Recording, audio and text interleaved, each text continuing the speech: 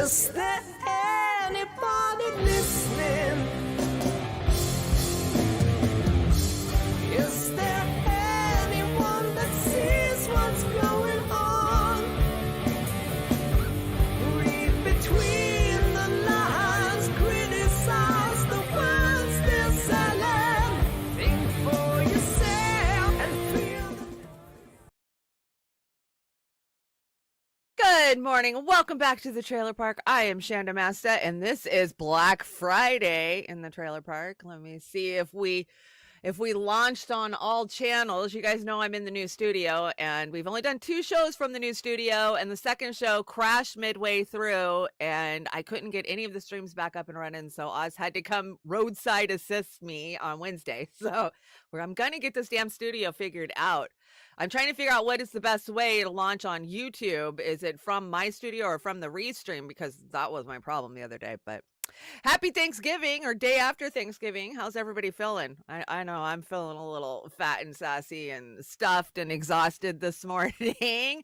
Good morning. Yay, my chat's actually working. So when I left you last on Monday, I took my $20 gift card I got from the food bank to go buy a turkey, and I was just going to do a small dinner at home because nobody in the family really wanted to host Thanksgiving. And I get to Walmart, and my aunt pulls in right next to me with my nephew, and she's like, "Hey, what are you doing for Thanksgiving?" And I was like, "Oh, I'm just gonna pick up a turkey." And she's like, "Yeah, we're not gonna go to my son's." I was like, "Okay, well, you guys can come over and eat." Next thing I know, I got the whole damn fam at my house, but it was amazing. The whole family turned out. I mean, the whole family. Everybody I thought who wasn't going to come last minute decided to come. So it was standing room only yesterday, but we had an amazing dinner. I cooked and cleaned for 3 days straight. So I missed you on Wednesday. I did, but I was busy making pies. So that's why I thought we'd do a Friday morning show. There's a lot to catch up on. Holy crap. We foresaw some of this coming. I'll definitely talk about the terrorist attack at the border. Is that what they're still calling it? Or have they backpedaled that crap? Because when it first came out, that's what they were calling it, right? So yeah, we got a lot to talk about on the deck. You got a pre-cooked turkey breast and made mashed potatoes and stuffing and powdered gravy and used the bones to make a quick stock. Turned out okay. That's smart to use the bones to make a stock. I do that always. The little things us poor folks do, right? To make a buck stretch. Ham bones, those are always great for another pot of beans or a soup, right? I still got the turkey carcass out there, but I only had a 15-pound turkey, and with 13 people, there was nothing left. I mean, we barely got a turkey sandwich last night. So, but oh my gosh, it was so good. Great food. And I'm exhausted. I've been up since 3 o'clock in the morning because I had to write you guys a show. And so I got up early, and I'm going to sleep hard after the show. I can tell you, I see a big nap in my future. Good morning, Rokfin. How are we? Fred Edwards, happy Thanksgiving. I hope you had a good day. Denver, Attaway, you too. And Popeye. Popeye's hanging out over there. And Kate's out on her walk. Jilly Love, good to see you. I hope you had a good gobble gobble day. Hi, Rad Angel. Popeye the Sailor. Barbara 420, good to see you. I hope everybody's well this morning. You guys go out Black Fridaying. Who does that shit anymore, right? Us poor folks, we don't. I think I've only done Black Friday maybe once or twice in my life, because typically I spend every dime I have to feed my family for Thanksgiving. So come back Black Friday, I don't have money to go shopping, Some deals out there. It looked like Big Lots had some of the best doorbusters. I can tell you that. Like, blow my mind deals. Like, as activists, we love those fold-out carts. You know what I'm talking about, with the big wheels on them? They're like a wagon. Like, they are a wagon, but they're canvas instead of, the red flyer. Normally, those are $50 on Amazon, and they're hard to find. Like, they're out of stock a lot of times. They had them for $5.99 at fucking Big Lots yesterday, or for the next 3 days. So I was like, damn, that's a good deal. They had some outdoor shit, too, for really, really cheap. $9.99. Like, what? No way. Yeah, they're just trying to get you through the door. That way they can soak you out all the other stuff. That's how it works. Okay, let's get started. I tell you guys, I am rum dummy and tired today, so this is going to be an adventure. And I'm in a new studio, so that's always fun. Let's bring the slide deck in. Fair use. We are on YouTube this morning, so I'm merely commentating, and these are my opinions. And We kind of can have our own opinions in this country at this point in time, but if you're interested in anything I'm talking about, please go do your research and know the truth is out there. They're just not going to tell you about it, right? For sure. So I got something big coming up next weekend, next Friday, actually. Miss Amber King, Brave New Future, and I are going to head out on a hell of a trip again, and we're heading to Portland to meet up with some of the friends and fam. You might recognize some of the people on this flyer. So we're going to the National Convention of the Center for Political Innovation. Boy, that's a mouthful, isn't it? It's called CPI USA. Anyway, Scott Ritter's going to be there. Of course, our very favorite Craig Passagiardula is going to be there too. And I'm looking forward to hanging out with Garland Nixon.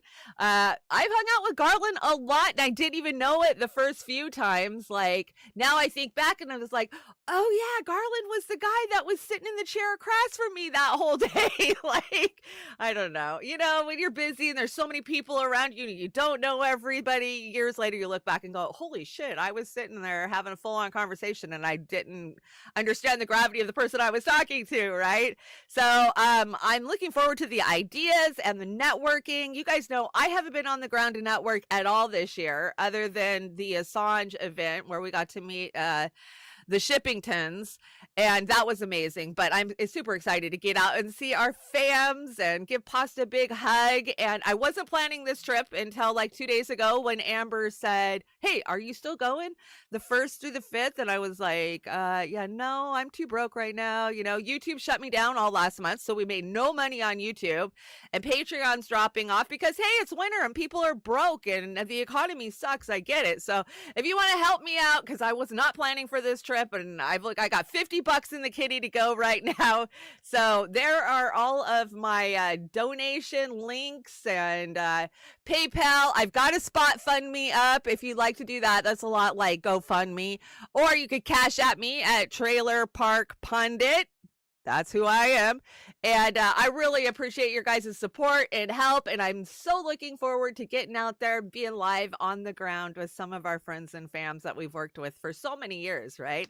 You know, a lot of people don't realize Pasta and I did a show for a year together. We did To Hell and Back. Oh, God, it seems like forever ago now, you know? And I just love these people. They've been so supportive of me over the years and vice versa. So I can't wait to get there and go. If you want to help me, Amber says, just get to the fucking ferry and I got you. And I go, okay, the ferry's an hour-and-a-half drive and my car's broke down. So I get online and I find a bus. I found a bus that'll only cost me $10 one way to go there and $10 one way to get back. I'm sure it's an hour-and-a-half ride to the ferry, but whatever, I'll suck it up for $10. So that's how I'm going to go. I'm going the old-fashioned, it's not even Greyhound, man, it's local transit. But get this shit, when I was on the website for my county's transit, it's Clallam County Transit is what it's called.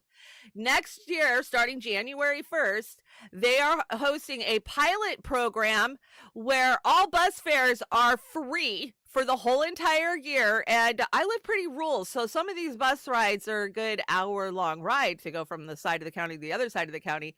Free. And everybody's like, oh, that's great. Oh my gosh, I could ride the bus for free. I don't have to come up with $3 in change or $1.50 one way, whatever. Well, you guys tell me, what is the reason that the bus is going to let anybody on for free? Because they're trying to take your goddamn cars. We know this. Driving is going to be a luxury that only the rich are going to be allowed to have. And it's not like they're going to come in your driveway and take your car. No, they're going to raise the prices on cars, on new cars, so unobtainable that poor folks will not be able to get them. They're raising the price on parts, and the parts, some of them, you know, come from China, the cheaper parts. Those aren't coming in anymore. That and mechanics are through the fucking roof and backed up because some of the dependable places we used to go to, like Les Schwab, if you live on the West Coast, you know, that's a tire center, it does brakes, whatnot. They're not as reliable as they used to be. They used to have an amazing guarantee roadside. Now you go in there, you can't get anything out of those guys. They just hire whoever because they're trying to fill a spot, you know. It's not about experience anymore. So yeah, they're gonna outprice us out of cars, and putting you on the bus is the first step to doing that. So that's where we are. I really appreciate your guys' help. Let's get the slide deck back in here and get started on this show. Oh yes, Thanksgiving. When you don't celebrate genocidal holidays, but you're gonna eat, right? That's the way a lot of us feel. Like, yeah, fuck Thanksgiving, fuck the pilgrims, but I'm definitely gonna eat. So the New York Post is reporting that Americans are swapping traditional Thanksgiving meals for fast food in 2023. And let me tell you, I went and read the article so you don't have to. It's such bullshit. They're trying to say that laziness and being broke is why people have opted to eat a Big Mac at McDonald's on Thanksgiving instead of real food, I guess. I don't know. But, you know, that story broke the day before Thanksgiving, definitely after or before what we saw at the Macy's Day Parade yesterday. Any of you guys watch the Macy's Day Parade? I used to as a kid, right? I used to let my kids like it. We'd have it on in the background while we were cooking, and nowadays, no, don't watch that crap, you know. But so Ronald McDonald got booed into oblivion, and there was a sit-in that actually delayed the protest or delayed the parade. It was a protest for Palestine. So let's check out Ronald McDonald getting burned to the ground, man. This is pretty funny. McDonald's, you can't hide. You'll make meals for genocide. You make meals for genocide. McDonald's, you can't hide. McDonald's, you can't hide. You'll make meals for genocide. You make meals for genocide. Shame! Shame! Shame!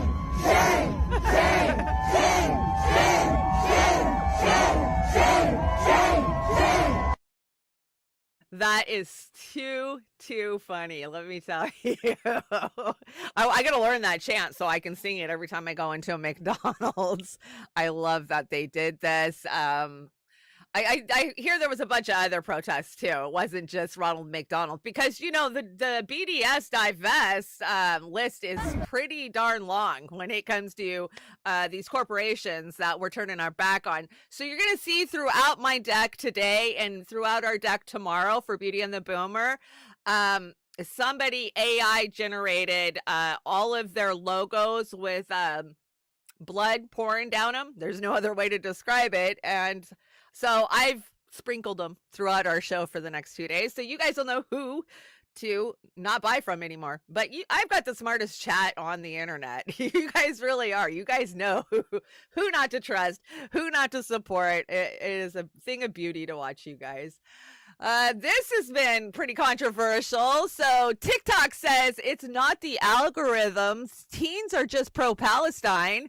And Caitlin Johnstone tweeted out last night, Katie Johnstone said, people are always bitching and moaning when I say Gen Z are just plain better people and than all previous generations. But these last 7 weeks have provided a lot of evidence to my position.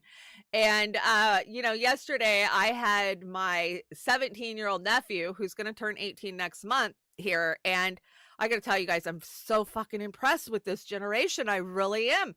He understood. He knew what was going on. You know, of course he condemned Hamas, but he understood how Israel was founded. He understood that it has been an apartheid state you know, for years, but his whole life. I was just shocked. I really was. And I said, you know, you guys give me hope. And it's not that I think that they're any smarter than we were. They're just not as fucking propagandized as we were. That's the difference. They've came up in a world with the internet where information can be disseminated to one another. You don't have to go to a government source or a paper source, a media source to get your information.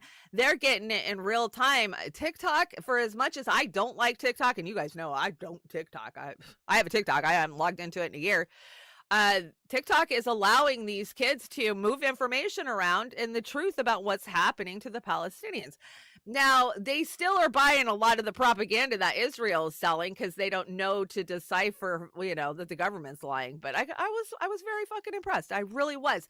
Definitely more informed than the generation above them. I mean, my kids, the millennials, they don't have a clue what's going on. They're too busy working and trying to survive and pay fucking rent and raise kids that they know can't go to school. And, I get I get the differences between the generations, right? The silent generation, the boomer generation, they grew up on Walter Cronkite and CBS News and, 60 Minutes and those go-to corporate staples. And my generation, Gen X, we tuned out, man.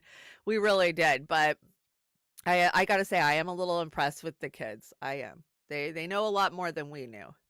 And they're rising up all over. We're seeing this from university to university. They're standing up and saying, no, we're not gonna stand for this genocide. And it is a genocide. There's been a lot of talk this week of, oh, you guys don't know what the word genocide means. Yeah, we do. So this is breakthrough news. Columbia University grads dumped their cap and gowns outside the school in protest of the banning of pro-Palestinian student groups. The university admitted to changing school rules to ban students for justice in Palestine and Jewish Voices for Peace. So yeah, Columbia University definitely doesn't want none of this shit on their campus. We all know that. Columbia is, one of those elites. All those of you with gowns and caps, we're going to go straight to that gate and we're going to deposit these because they are nothing to us. A little over a week ago, more than 1 month in to a bare, unrelenting genocide on the Palestinian people of Gaza, Colombia, faced with a slew of options, of ways of divesting from its complicity in genocide, turned its gaze towards the loudest voices for liberation in Palestine on this campus with one goal: to silence them. Now I say that I'm a proud alum because I situate myself in a lineage of courageous organizers who have fought for freedom in Palestine and the world over for many generations. You are in a lineage of student organizers who just won't quit. In the late 1960s and 70s, students rose up for Black liberation, for civil rights, and joined a massive anti-war movement against the war in Vietnam. You are in that lineage. Yes, that is so awesome that they are doing that. But when you know what was going on in the 70s, you're like, well, that was a lot of CIA ran shit back then, right? I think I've got one more. Let's see, what is this? Students at York University walked out in condemnation of the administration's threats, intimidation, and attempts to silence students and faculty for speaking out against the genocide in Gaza. This is kind of backfiring seriously hard on the machine. They thought they'd just do, allow Israel to do whatever they want, and most of Zionist America would just go right along with it. And that is not what we're seeing from America. They're starting to feel the pressure. We see it all over, right? Yeah, I put Tom Hartman on this because, God, the guy needs an education. I don't know where he is, what happened to him. I thought he was a smart guy. We all thought he was a smart guy. Look at where he's at now. Pre-programming. That is exactly the effects of pre-programming. There's some out there, that are willfully stupid and doing it on purpose. Sam Theater, Dave Packman, Voosh. But when it comes to Hartman, it makes me wonder, does he really buy into this shit? Is this like some kind of religious programming that he has is why he supports this crap? I don't know.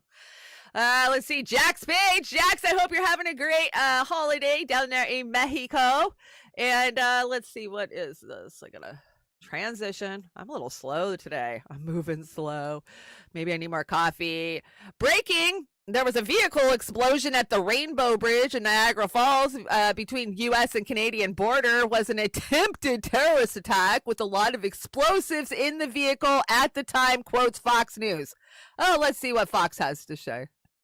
Alexis McAdams is reporting that according to high-level police sources, the explosion was an attempted terrorist attack. A lot of explosives in the vehicle at the time. The two people who were in the car are deceased. One Border Patrol officer was injured. Driving from the U.S. apparently to Canada, and we're trying to drive toward the CBP building. So all bridges in the area have been closed. All government buildings in the area have been evacuated. Yeah, so that was the first report we got from Fox, right? This was Wednesday afternoon. I'm busy cooking, cleaning. I come back here 3 hours ago. There was an attack at the border. Like, oh, God, we didn't see this coming. We didn't call this. Jack says, here we go. Buckle up, y'all. Yeah, we called this stuff weeks ago. We knew that they were going to have stuff. They've got to drum up support for Israel. They have to, and they will do that one way or another. Come on, why won't my chat scroll? It won't scroll. So I brought you guys lots of footage of it from every angle. Check it out. Some of this, so they said there was explosives in the car. Then they backtracked on that and said, yeah, it was just a car. It wasn't full of explosives at all. Duck, here we go. I don't think there's any sound with see the car fly by. That looked like some Dukes of Hazzard shit, man. The side jump, you know, we all grew up watching Dukes of Hazzard. That totally was Dukes of Hazzard. Was it intentional? I mean, that car hauling ass through there, I'm sure it was, but let's check out the full extent of what the damage that the car did. How black the smoke is. Oh my gosh, Look at it's the getting smoke. worse. Yeah. Is somebody trying to put it out or? I don't know. I don't.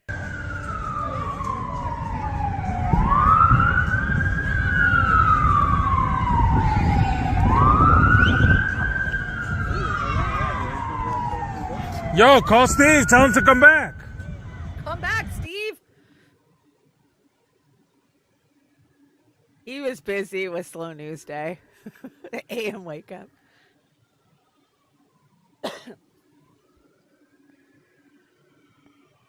Okay, so not exactly the big attack that we were told was coming, right? But enough for them to, you know, beat their chests and say we need funding and, hey, we got to up security on the border. Just the northern border, though, not the southern border. Isn't it crazy that this would happen on the northern border? I find it kind of suspicious. Let's see what this one is. I knew I had a couple of different angles of this. Oh, boom. That was definitely a fireball. I mean, does a car go up like that when it crashes? I've never done it, so I don't know. Iranian passport reportedly found near the car that exploded at the U.S.-Canadian border. Hey, I've seen this one. Yeah, we have seen this one. It's crazy how those fucking passports never burn up. They never explode. I don't know. That's probably a joke. I don't know if they actually reported that they found an Iranian passport. But would it be so far-fetched? Would it? You know, we got a Fee says here. Here, I got to find Fee's music. Where's Fee's music? What is going on with my slide deck? My slide deck's being all glitchy. Ah, darn it. Come on. I was going to put, oh, there we go. Here it is.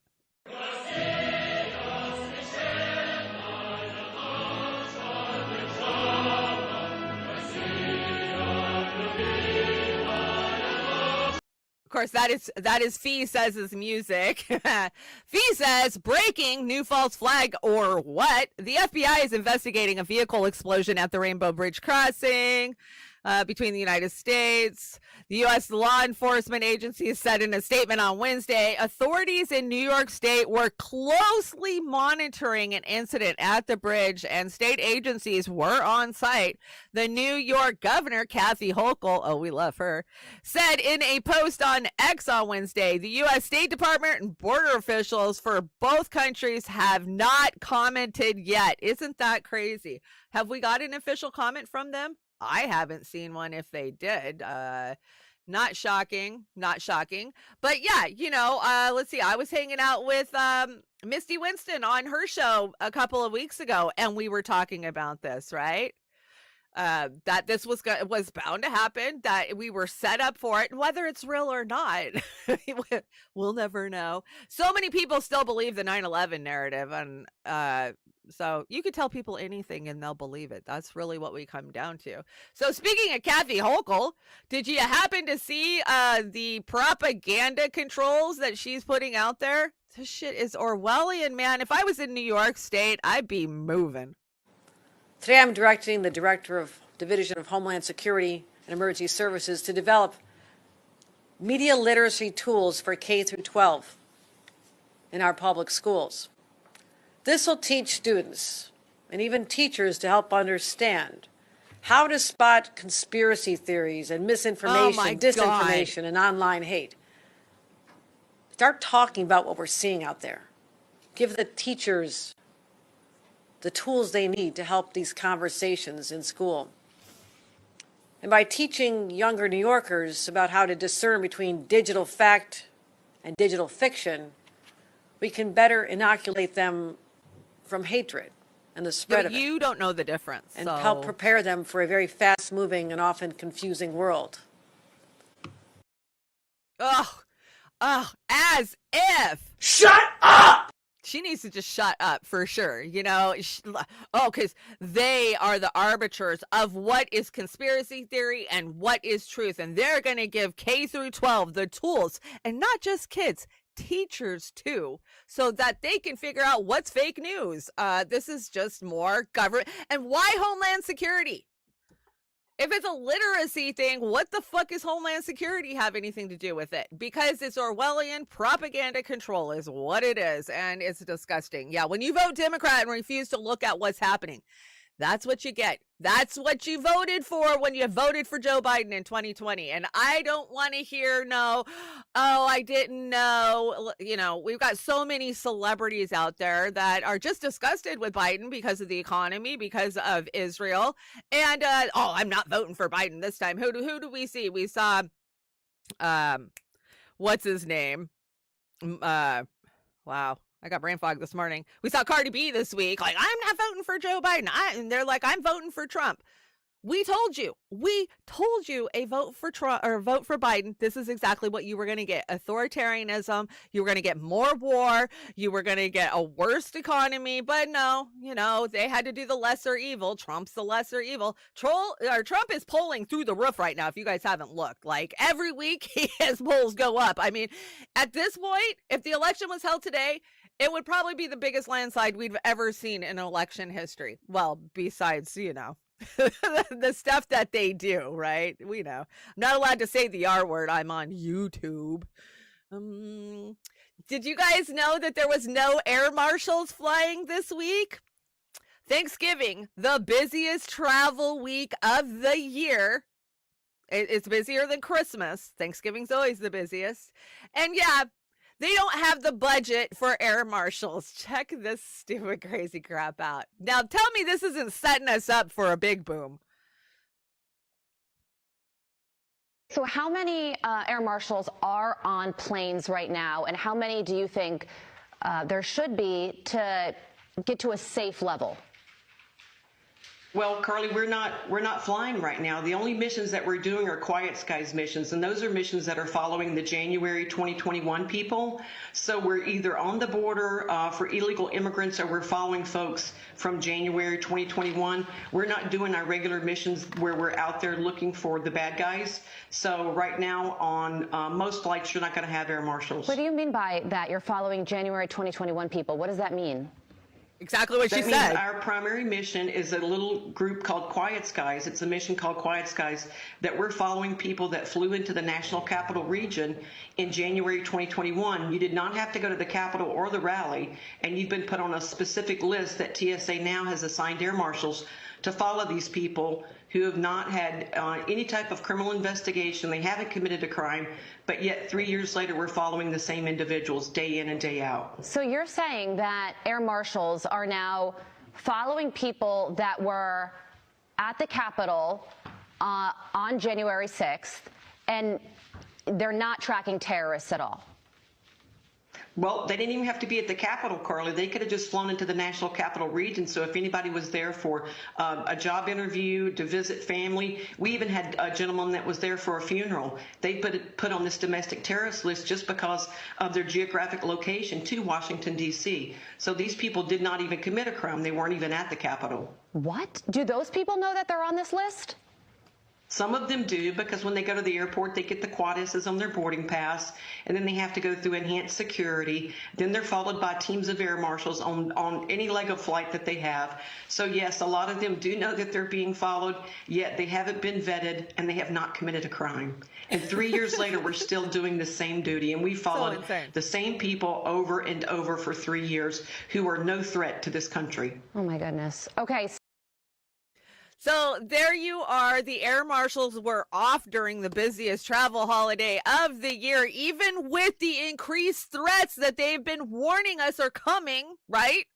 But nah, they can't afford to send any air marshals out, but they can afford to follow the January 6ers around, which there's a lot of January 6 footage that's came out. You know, of course, they released, I don't know, what was it, 4,400 hours or some shit. Mike Johnson let it out. And a lot of it is exactly like we thought. Cops high-fiving each other, cops walking people around the Capitol. People, or I love the one where they arrest an undercover, right? And then they take him in and they go around the corner and they cut his cuffs off or his plastic little zip tie off, and they're like, okay, you can go now. Like, I mean, we knew. We've been calling it out since day one for what it was. Of course, the convo couch, our brothers and sisters were on the ground for that, Jason Burmis. We knew in real time what the hell was going on there. And yeah, so they're following those guys around. But my whole thing was, holy shit, we flew into DC in, was it March, the first week of March of 2021. So then I'm like, I wonder how many lists we're on. I wonder if they're sending air marshals on our flights. I think it's just the January 6ers. I think they don't pay us any mind, right? Let's see. Declassified UK says a third of the UK cabinet has been funded by the Israel government or pro-Israel lobby groups. We found last year, in case you missed it. Yeah. Are we shocked? It says a third of the cabinet, including Boris Johnson, has been funded by Israel's or the pro-Israel groups. That's no different than here in America. If anything, they have a little bit lower number of people that are owned than ours.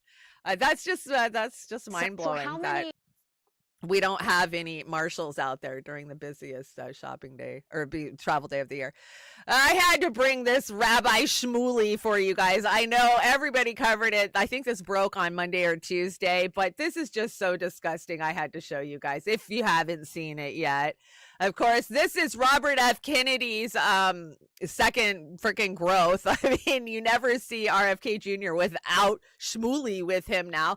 So he's in Israel fear-mongering, and this is just gross. Check it out. Absolutely terrifying. I'm in a hotel. Nani? I'm dressed in a towel, running to try to get to a Cheder again from the constant boom. Look, the whole hotel is empty. I'm looking for the safe room. This is absolutely terrifying. Nani? I'm dressed, but this is terrifying. You couldn't put a pair of pants on? A building was already hit in Tel Aviv this morning. We had a wedding last night. This is how Israelis are living every single day. With this absolutely terrible, terrible. Hi. Wait a minute. She's like, what the hell? Who are you? Oh, is it Khan? This woman just showed me. It was unbelievable. Unbelievable. So now I know where the Cheder Magan is. And if you don't know what this is, you can lose your life. Unbelievable. Oh my God. It's unbelievable. You couldn't put pants on before running for your life from nothing. In a towel. And here's all the people of the hotel. Look at this. Look at this. Look at how Israelis are living. Look at this. This is how Israelis are living.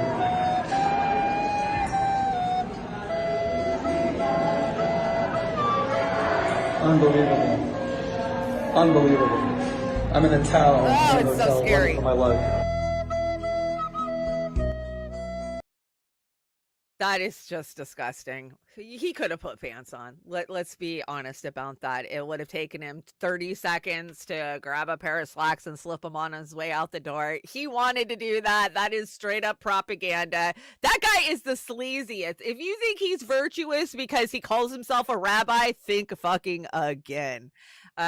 Total sleazebag, man. And he is 100% got control of RFK Jr., right? He's like a fucking vampire just sucking the will out of RFK Jr.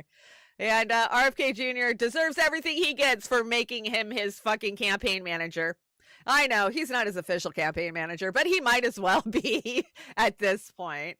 Let's see, what do we got here? I'll never go back. The Israelis displaced from homes by Hamas attacks. Some of the 126,000 people now living in hotels tell of their trauma and how they feel they have nowhere to return to. And yeah, I just countered that with an elderly Palestinian couple looking at the home they once lived in, now occupied by a couple from Brooklyn. That's right, birthright. That was pretty gross. It's just gross all the way around. You can't compare the two. They're suffering. So as of Tuesday, breaking, Israel government says agreed framework of a hostage deal includes the release of 50 women and children during a 4-day ceasefire. Now, I hear we're in this unofficial ceasefire right now. But well, we are learning more from the Israeli government. They just put out a statement. Let me just read you what they have to say, saying that the government of Israel is obligated to return home all of the hostages. Tonight, the government has approved the outline of the first stage of achieving this goal, according to which at least 50 hostages, women and children, will be released over 4 days, during which a pause in the fighting will be held. The release of every additional 10 hostages will result in one additional day in the pause.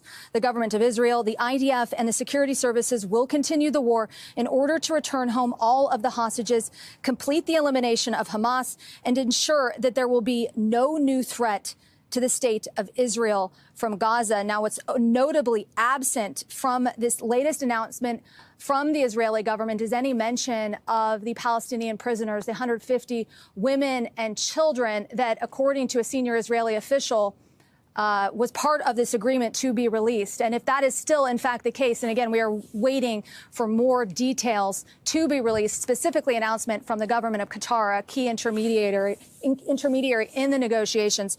But if those Palestinian prisoners are, in fact, part of this deal, then that will tack on another 24 hours in which the victims of those attacks, Israeli victims, will have the opportunity to challenge this agreement to the Israeli Supreme Court. Now, in the past, when this has happened, the Supreme Court has sided with the government and ratified this deal. But again, we're waiting for more of those really critical specifics, as are the families of the hostages. Okay, so take that for what it was. That was MSNBS that was reporting. And within a hour of them reporting this, Israel bombs UN school in Gaza, reports 27 dead, multiple injuries, including children.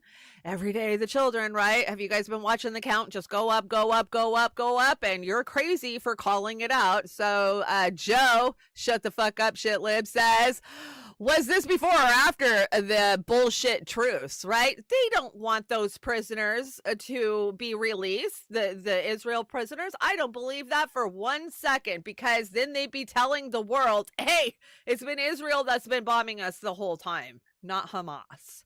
You know, Hamas has kept them alive for all of these days. Well, we are learning more from... Shush. I don't know why I can't move on that one.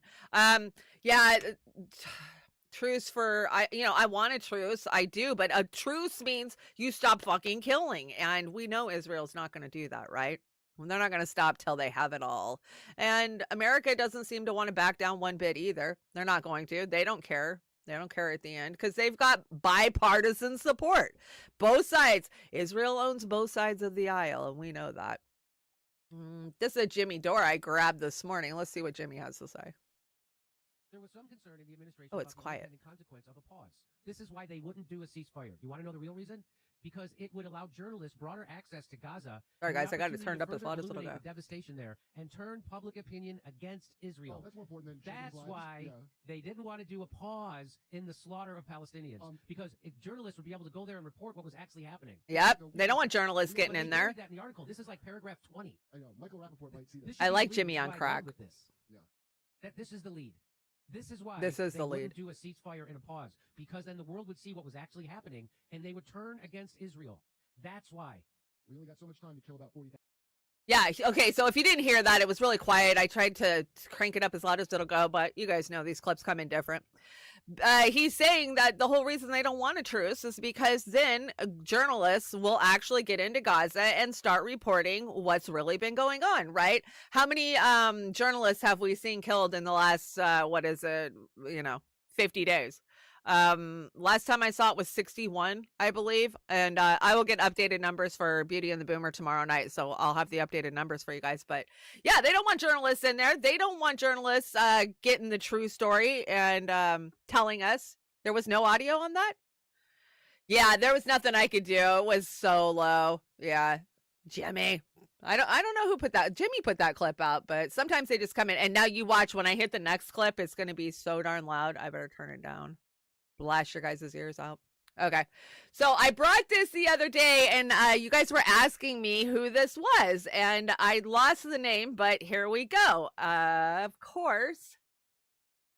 If I'm impressed with them, of course, Norman Finkelstein is impressed too. So this is our first night off since October 7th. Dinner yesterday with John Mejmir. And remember, he's the one who was saying that calling everything anti-Semitic is silencing people, right? It's the great silencer. So here's just a little clip of that. I think the chapter or the section of the book where we talk about this charge of anti-Semitism is called The Great Silencer. That's what we call the charge of anti-Semitism, the Great Silencer. Who wants to be called an anti-Semite, especially in the wake of the Holocaust? Do I want to be called an anti-Semite? Oh my God, no. Yeah, I love that because it is so true, right? And that was the biggest impression I wanted to leave on my nephew yesterday when he left is don't let them silence you by calling you an anti-Semite because you're not. You're a humanitarian. You're standing up for people. So I love that clip. Did you guys see this? Norman Finkelstein, Uncensored. Critics have labeled Finkelstein poison and a self-hating Jew. And Aaron Monte tweets out, Belle Biv DeVoe's song Poison was wrote in honor of Norman Finkelstein. I thought that was funny. That was pretty funny. Norman's out there, man. He's a hero. He's burning it down. We have these speakers who speak truth to power, and he's definitely one of them. The only question I would ask him nowadays, I would love to know his thoughts on Bernie Sanders. Now, I'm sure he's publicly put him out there, but if I was sitting in a room face to face with him, that's what I would ask him. How did we get so duped by Bernie Sanders? Because I remember him being on the Bernie Sanders bagwagon with us so long ago. That would be my question to him. How do we get so duped by these asshats? Let's hear what Claire has to say. Of course, World Child's Day was on Wednesday, I want to say. Of course, right? How fitting. And this is Claire talking to the EU leaders who don't even bother to show up. I'm going to go to the big screen. You guys can see the contempt they have for you. The EU Parliament news conference exposing lies, and it was about the Rona, but I covered that up so I don't get a hit from YouTube.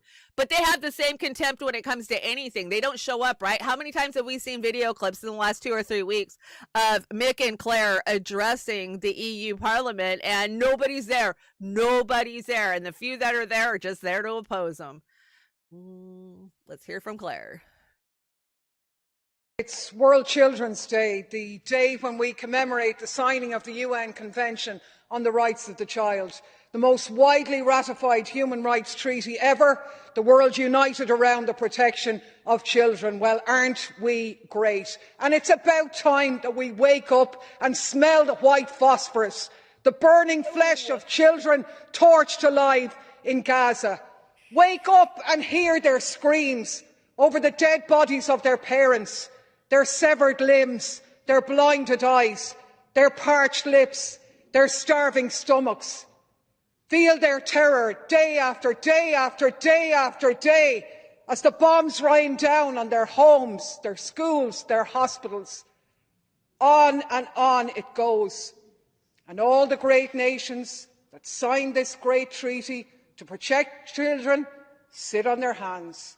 And we pat ourselves on the back in places like this, while not just doing nothing, but enabling that Israeli genocide against children to continue. Well, the people of the world have seen through your complicity. If you mean a morsel of concern for children, stop the slaughter, demand a ceasefire.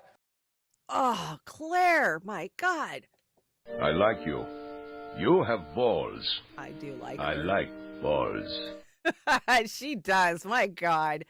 I love that she's out there rubbing their face and shaming them. Shame, shame, shame, shame on them. It's so disgusting. And we're going to talk about Ireland. We are going to talk about Ireland. It is further down the deck because they freaking burned that shit to the ground last night. But let's finish up with Gaza, and then we'll talk about Ireland. You guys know I don't bring you gory stuff very often. This isn't blood and gore, but it's death for sure, just to give you guys an idea of the mass amount of casualties that are happening in Gaza. This is just sad.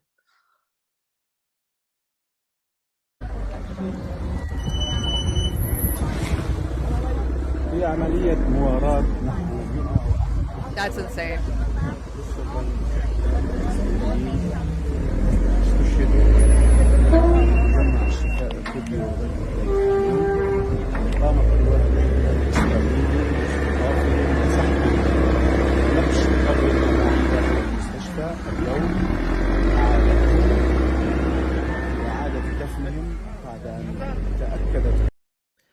Okay, you guys get the point. I don't have to play it for a half hour, but and you want to tell me this isn't genocide? You better come back with a better argument, because you're failing with it. And but Biden does have blood on his hands, 100%. Let me get this on the big deck. There we go. So Max Blumenthal, as Jason said, the Israel death train always cranks into high gear in the moments before humanitarian pause deadline. Here it is, the latest massacre, a series of missile strikes on a densely populated camp in Beit Lahai, followed by drone strafing of locals. And yeah, we'll play this for a second, then I'll give you guys an update, because I got one from Ghost Start, I think.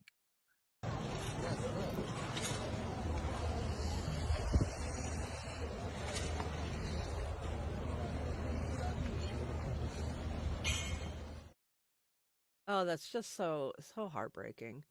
And there's people who actually think that shit's fake. They think that that's green screen and that's CGI made up. I've heard it online. I've seen it. People that support Israel. Oh, that shit's made up. All that propaganda coming out of Gaza. Let's see. Ghost Start said Hamas has released 39 hostages and Israel has released 24 hostages. Thank you for the update this morning, Ghost Start. DC volume desperately needed adjusted. What's the DC volume?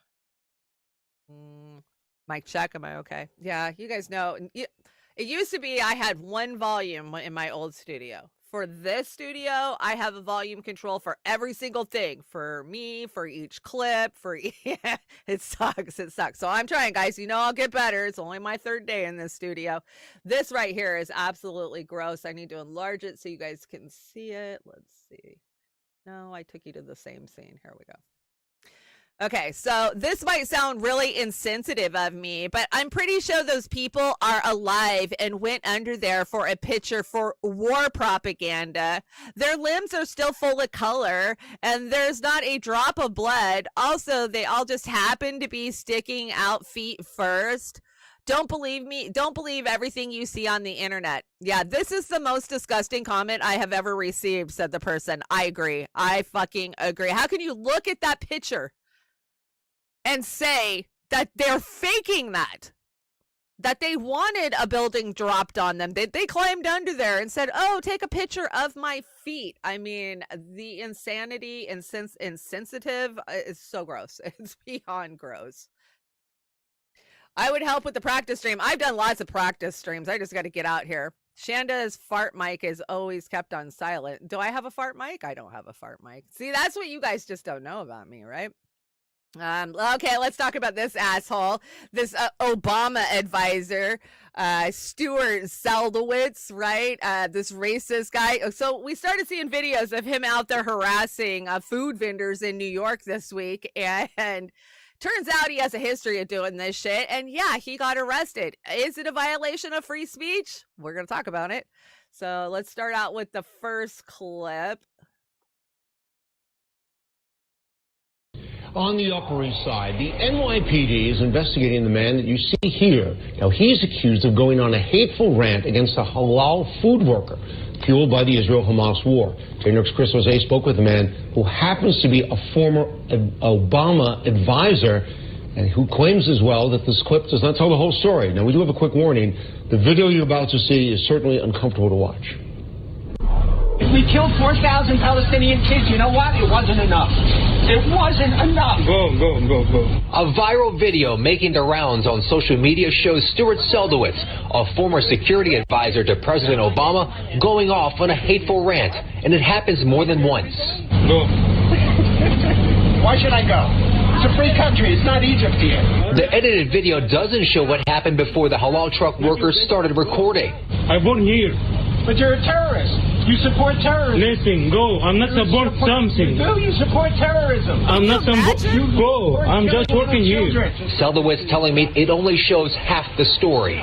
This whole thing started when I innocently asked him if he was Egyptian. He said yes. I said this must be a tough time to be an Egyptian in New York because of everything that. And he said, why is that? And I said, well, because of all the stuff that's going on in Gaza and in Israel. And he said, no, it doesn't cause me any problem because I fully support what Hamas did. I think what they did was fine. It's not an issue for me, and it doesn't cause me any problem. I said, you mean you're okay with the raping of women, the killing of children, the taking of hostages, and the killing of 1,200 people in Israel? And he said, yes, it was all for Palestine. And that's what got me upset. The worker who recorded Seldowitz off the clock, but another employee says he first approached the truck on November 7th and has come back at least 3 other. Okay. We know the details, right? But this isn't the first time that he has done this. Doesn't he look like, what's his name from 60 Minutes? Andy Rooney? Was that his name? That's who he looks like to me, if that's that guy's name anyways. But you know, this guy has been, they keep calling him an Obama advisor, but he wasn't just an Obama advisor. He was a Clinton advisor and a Bush advisor, because it's bipartisan at that level. It's all about money, right? So yeah, he worked for the State Department for a long fucking time, most of his career. And now the State Department's acting like he was a fucking janitor or something, like, oh, well, he was an employee here, but he didn't have any power. Bullshit. He was a direct advisor on Israel to 3 presidents. What are you talking about? He barely worked here. But it turns out that this guy has been doing this. He has a history of it. Apparently, he went to the Russian embassy and was accosting them. And there's been lots of complaints filed with the Manhattan, the NYPD over this guy, which they just sloughed it off as, hey, free speech. The guy's an asshole, but he's allowed to say what he wants, right? Well, then all of a sudden, the tables turned real fast, and we saw this guy in handcuffs. And I'm going to show you the clip, and then we're going to talk about why I think he's in handcuffs, because there's a lot of people saying this is a violation of your free speech right. But is it when you are threatening people the way this guy has been threatening them? And come on, the bourgeois elitism that drips off this fucker. This is who's in control of our government. Always has been. They're that Upper East Side. I'm rich, so I can say whatever I want to you beneath me. It's so gross. I mean, this just envelops in privilege. That's what he has. Muslim community about your remarks. Stuart. Why the perp walk? Why are we seeing a perp walk for this guy? What do you want to say to the Muslim community about your remarks, Stuart? I'm sorry, this shit's staged.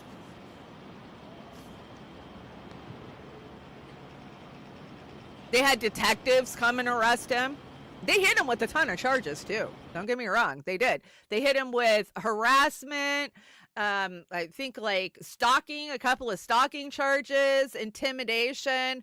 Now, as an American, if I wasn't paying attention to this story, I'd be like, holy hell, they can't do that. You know, you're allowed to say what you want to say in this country, but that's not all he was doing, right? So here, I'm gonna make this bigger so we can all read it. Luke Wadowski, who I love, Luke Wadowski, We Are Change. He's definitely independent, right? But he says unpopular opinion, but this guy should not have been arrested. And yes, I would say the same thing if the shoe was on the other foot. And a lot of comeback said, I agree with you based on freedom of speech 100%, but here is the crime he really committed. Transnational repression, threatening an American with a foreign intelligence service. Egypt is a federal crime. Search the Transnational Repression Act. The former Obama administration official appears to have taken a picture of the vendor and threatened to send it to his friends in immigration, as well as the Muhabrat. I can never say that. Egyptians intelligence, their CIA, basically, their Mossad. And that he would have their family tortured by removing their fingernails. Now, yeah, that goes a little above and beyond. I don't agree with you. You forget to mention he was charged with intimidation as well. He's threatening the guy with torture and having his father's nails removed. You know, when you see a guy who has worked in the State Department for 30 fucking years telling people I can send this picture to my friends in Egypt and they're going to go get your dad, rip him out of his house and rip his fingernails off, then yeah, there's a crime there. So freedom of speech. No, this wasn't freedom of speech. And you don't have the right to just go around. This guy looks for people. Oh, that guy's dark skinned. He must be from Egypt. I mean, that was his first thought. You saw the interaction between him and that guy. This guy is a Republican, not an independent. That guy is a uniparty corporatist. That this is what we're talking about when we say the uniparty. It doesn't, he worked for Bush, he worked for Clinton, he worked for Obama, but they all have the same narrative, and that narrative is money coming from Israel at the end of the day. But I got a question. Why the perp walk? Why was there a ton of cameras out there? How did they know he was going to get arrested and pulled out of his house by very well-dressed detectives, not some fucking beat cop, right? I question this. I really do question this. And does it give the government more authority to come in and arrest you? Probably, right? Is he a sacrificial lamb for them? Yeah, the Dems have been sacrificing a lot of people lately. So maybe. What is this one? So New Yorkers are lined up at 83rd and 2nd to buy chicken over rice to support Mohammed Hassan, the street vendor who was harassed by the Islamophobe former U.S. State Department official. You got to love this city. Yeah, you do got to love this city. I'm glad that they're supporting the vendors. They're just trying to make a living. And you got some asshole who's bored, who's looking for, to make himself feel better by intimidating somebody who barely speaks English. I mean, just disgusting. Absolutely. This is bourgeois New York fucking bullshit right there. It's so gross. This is Aaron Mate. So Aaron Mate stopped by, what is this? The Comedy Cellar, I think is what it's called. It's a podcast, right? But this is what happens when you try to have an actual conversation with people with facts and they can't reason, so they just get upset and angry, right? That's what we always see. They just start flying off the handle. 175th Street, and we drew a map. Okay. We don't need the map. Okay. We understand what we're talking about. If you look at that map right there, that's supposed to be this tiny Palestinian state, and still, even that, and I'm not even saying that map is accurate, has these massive West Bank. That looks like 22% to you of the total. That does not look like that is 22% of historic Palestine. That includes Jordan. It does not include Jordan. Well, then look at that. Is that 22%? That is. You could fit 5 of those into the other? That plus Gaza is 22% of historic Palestine. Look at But it's that. not We're even looking at it ourselves. Is that 22%? Sorry, can I say something? Yeah. Go ahead. What do you mean historic Palestine? You might as well say the historic Middle East. It was a loosely defined region. Take the mic again. Part of which has been defined as being in Jordan. It's a very loosely defined region. Why don't you say how about call it? Dan, come on now. Come here. No. There was say historic Holy Land. There was an entity. Historic Southern Levant. Historic Before 1948. the Middle East. You're talking about a geographic region with no political implications. Okay. With Before with a loosely defined border. No, okay, I'm sorry. Before I 1948. I sent you a definition for Britannic of Palestine. I texted you. Dan, what are you doing? Before 1948. He's talking Dan. about 22% of historic Palestine. Okay. Can I answer now? Which is a loosely defined No. geographical Okay. area of Before no 19 political import. Before 1948, there was a land called Palestine. They had currency. And, Are you serious? Yes, I'm Currency serious. was British minted currency. Dan, Dan, stop. come here. Stop. Come here. Okay, and it was defined as it was Dan's having defined. a meltdown. It was Their currency it was defined as British Palestine. minted There was currency. there was a land called Palestine. Yeah, So I may be wrong about the Jordan, but and there was something called Jordan too.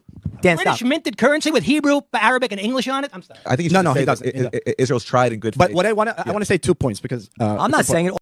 Oh my gosh, that's what happens, Aaron, when you argue with idiots.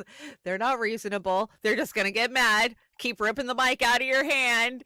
Aaron triggered that guy hard, didn't he, Bad Cookies? Yes, so hard. I just thought that was amusing. I like to see people get triggered, I guess.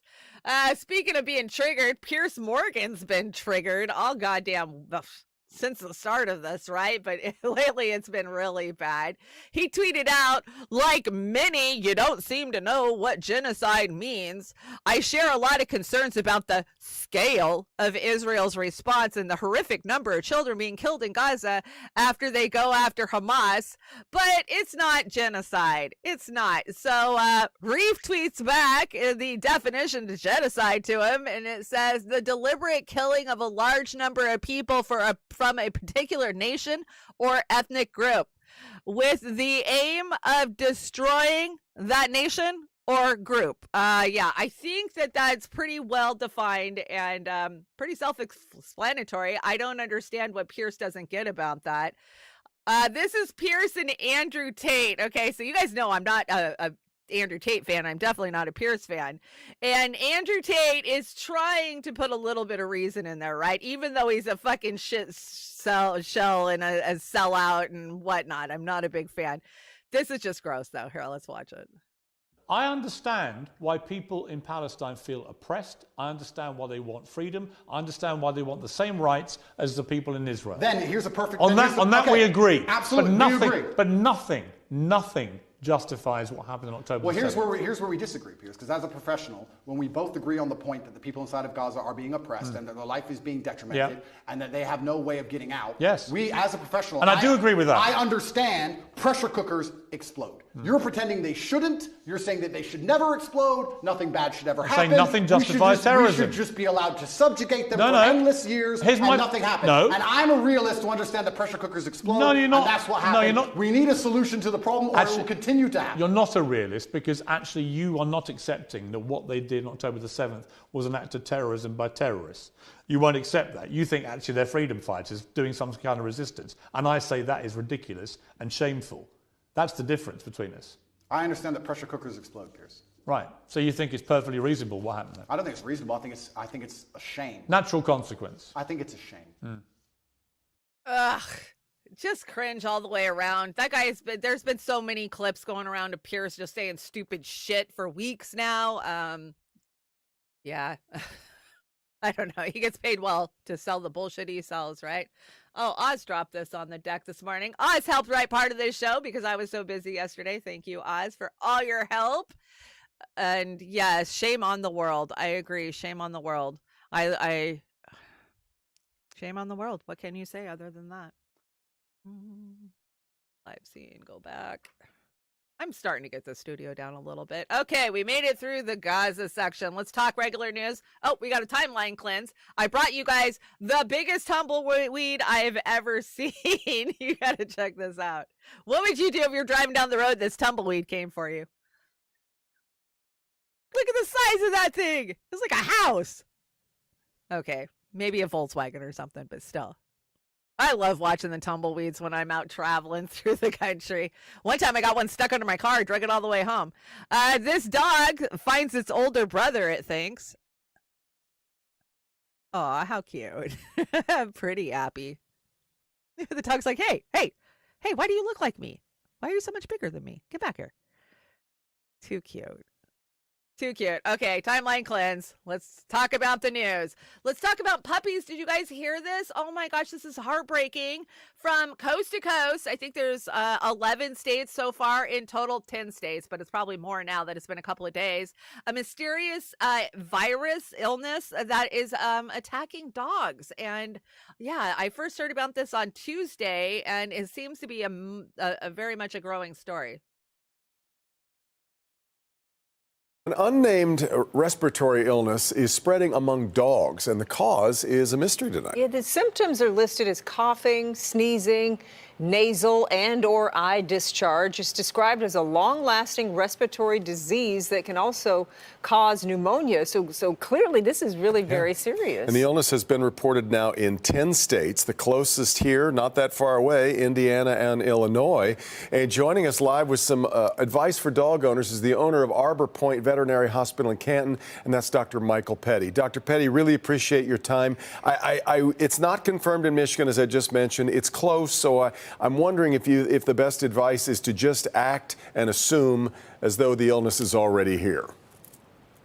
I think that's really good advice. And here's why. Because, you know, as a general practitioner veterinarian, we see a lot of respiratory illnesses all the time.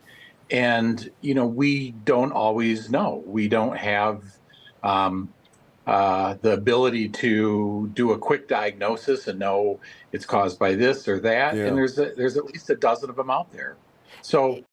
Okay, so I'm going to just go out on a limb here and say if they start pushing a vaccine, because we already vaccinate our animals to the fucking gourd, right? I mean, you pretty much have to. If you live in a big city, they have to have all of their shots to be in the park. And we do it because we want to save our animals, right? I mean, I've lost animals to parvo, and it is horrific to watch. It just rips your freaking heart out. So, of course, we're going to flock to go get our animals vaccinated. But if they drop a vaccine for this shit, we're going to know. We're going to know, guys. We're going to know. They're like, hey, we got rich off the people. Why not go after the animals? Oh, come on. Why are these not moving forward? So that just breaks my heart. Our pets are our family, and I know so many of you out there have pets. You love your pets, and we want to take care of our animals. I don't know what to tell you. You know, it's always in the dirt. Growing up, my best friend's mom was a vet, and yeah, sadly, it's hard to protect your animals from picking viruses up. It really is. So don't take them anywhere. That's, you know, don't let other dogs come over, I guess, is the bottom line if you really want to take care of your animals or protect them. You know, they've already pushing vaccinations. Yeah, I'm not surprised, DC. That's I figured when I saw this, I was like, I wonder if this is actually happening or if it's something that was meant to happen so they could push the vaccine. Because hey, they make just as much money on shit for our pets as they do for ourselves, right? We love our pets as much as we love they're our family. I would do anything for my animals, and I do. My cats eat better than I do, but they deserve to, right? They give me so much joy, and that's the way I look at it. My little joy babies. Dude, this is so crazy. So the Pentagon is currently moving towards allowing AI weapons to autonomously make decisions to kill humans. Yeah, nothing could go wrong with that, right? Not at all. They're also talking about autonomous drones that will be patrolling the Pentagon. So it's the world we live in. It is. I like this meme. It says, from the writer of Scream, I know what you did on 9/11 instead of I know what you did last summer. And yeah, who do you got there? You got Pelosi and Clinton and Bush, and is that supposed to be Cheney? Oh God, that looks better than Cheney in real life. That's for sure. So gross. The Dems sacrificing Eric Adams, accused of sexual assault in 1993 in new legal filing. God, isn't it good timing that, you know, 3 or 4 weeks ago, he stepped up, started bitching about the Dems and the immigration in New York, and then bam, bam, bam, they just come for him, right? You shouldn't have talked shit about Biden. Yeah, you're learning. The Dems will sacrifice anybody that they have to, right? Eric Adams has got to be sacrificed. He was the means to an end for them. And they're going to move him along down the road unless he starts recanting and kissing ass, right? We talked a little bit about January 6th, but I just thought this meme was just too funny because, you know, we've talked about it for years. None of us think that the QAnon shaman needs to be in prison for 2.5 years for leading a prayer when they were walked in and given a fucking tour by the Metro Police, right? The Capitol Police. It's just disgusting. And it just shows you the authoritarian control that those in our government have. This administration, they have the power they have, right? I think history is going to look back at the January 6th trials and the sentences. They're going to call it for what it was. It was, you know, political. They politicized it. Oh yeah, we were talking about the vax big time yesterday, and I can't talk about it on YouTube today, but holy crap. I mean, I think every one of us has family members that were somehow affected by that jab, right? I think so too. We're gonna have to do an uncensored. Maybe we'll do an uncensored next Thursday. Well, no, I'm leaving for Portland on Friday. Maybe not. We'll see. We need to do an uncensored, though. Let's see. Breaking. Riots are breaking out after 5 people, including 3 children, injured in a knife attack in Dublin. This was Ireland. Of course, they had some major riots going on last night. So currently, there was multiple riots in Dublin, leaving thousands of people angry after an immigrant believed to be Algerian carried out a stabbing attack outside a school that injured 3 children and 2 adults. Sections of the crowd clashed with police, reportedly injuring several officers and setting several police cars and vehicles on fire while fireworks were thrown into the streets. Police have detained a man in his 50s for the knife attack. Authorities believe the attack was a standalone incident. So when I was busy last night. So when I first sat down last night and I saw this, I was like, whoa, what the hell is going on in Dublin? It was major. Check this out. Holy crap. They went for it. You got to give it to the Irish, man. They go for it. Yeah, hold up,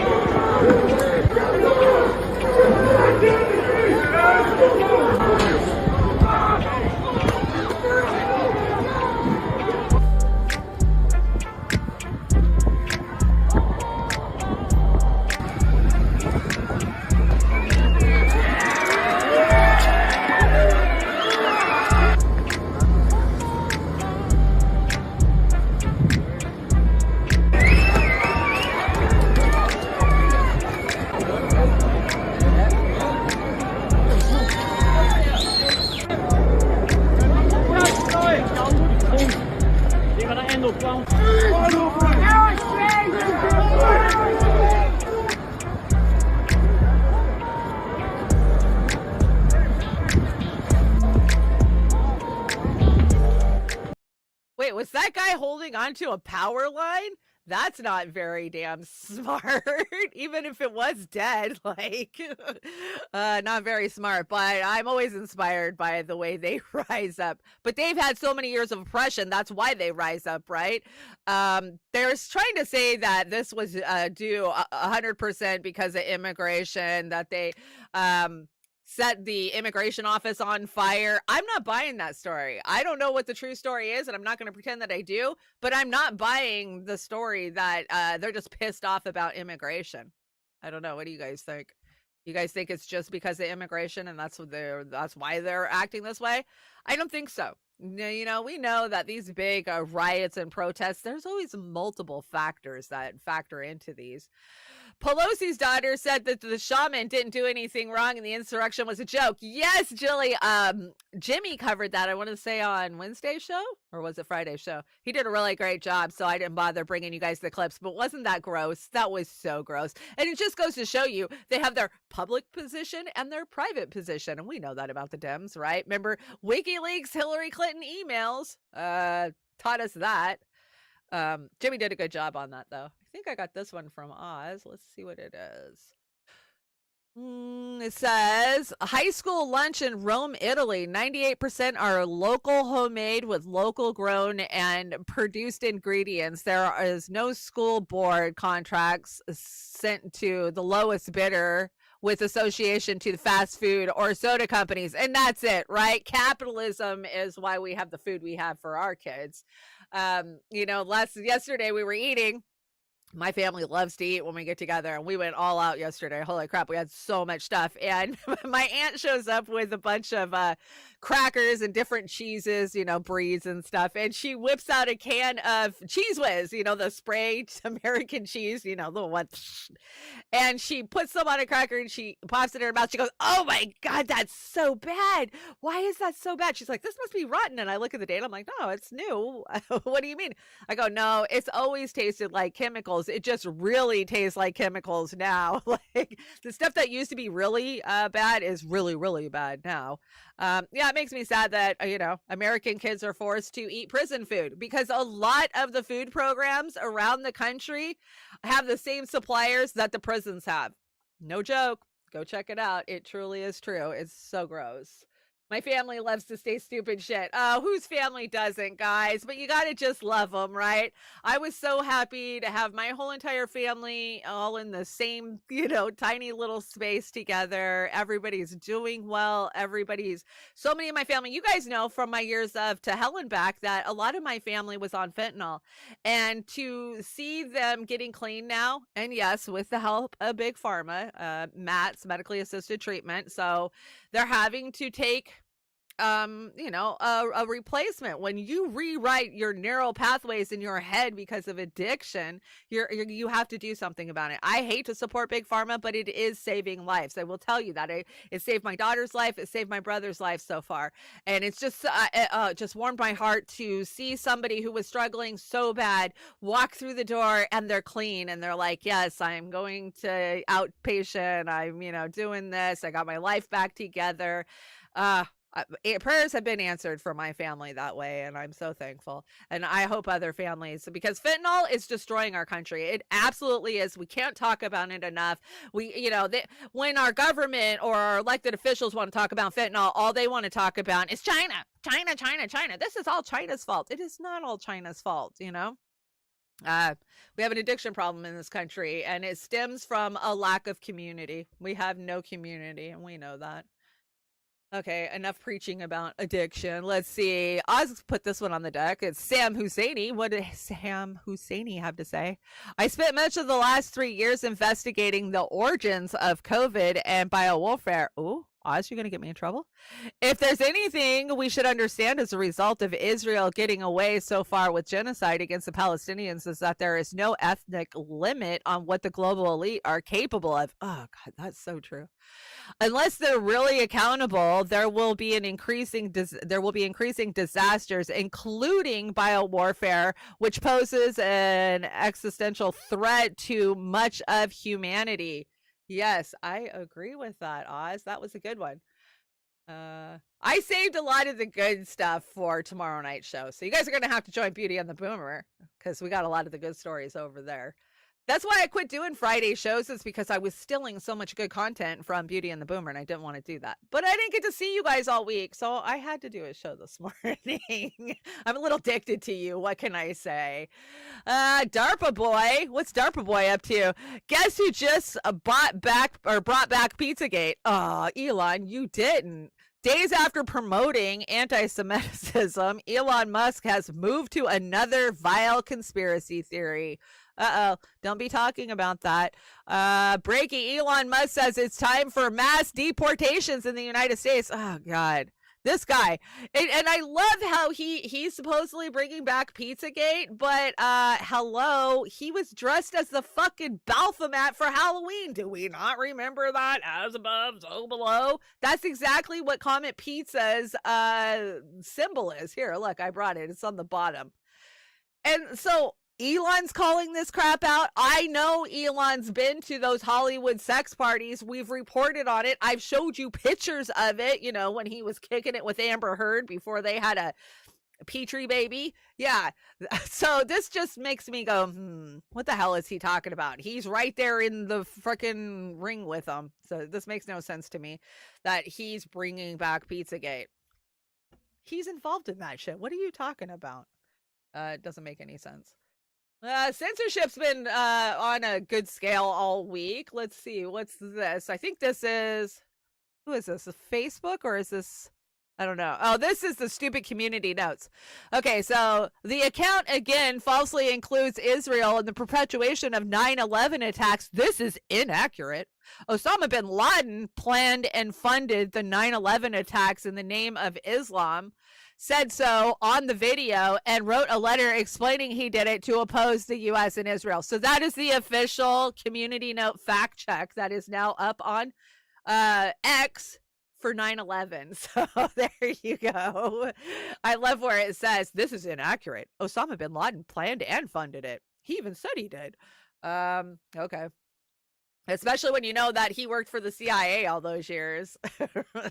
Just like Hamas. And, you know, tried to explain this yesterday to a couple of family members, like, Israel created Hamas. What is the best way to get control? To infiltrate and take control from the inside. Like, wake up. ISIS, Al-Qaeda, like, we fund all this shit. We fund it all. I wish my chat would scroll, because normally I can just read my chat as it scrolls along, but it's not scrolling today, so I'm not catching your guys' chat. I apologize. I mean, if I scroll down, I see it. So, did you see this? This one's kind of crazy. And not that I'm saying anything about the trans, but isn't it little odd that the Vatican and the Pope would be hosting a trans luncheon? And the reason I brought you this clip is, look in the background. Remember that video I brought you that showed you the big snake venom that the Vatican looks like on the inside? It looks like a giant serpent is biting you. Well, you can still see it in this little video here.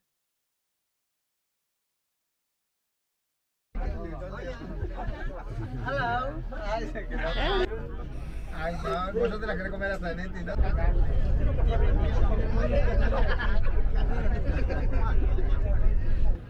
Ok.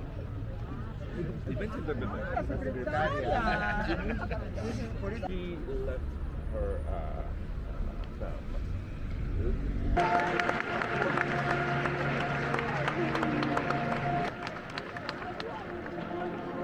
Chiedo scusa, posso avvicinarmi?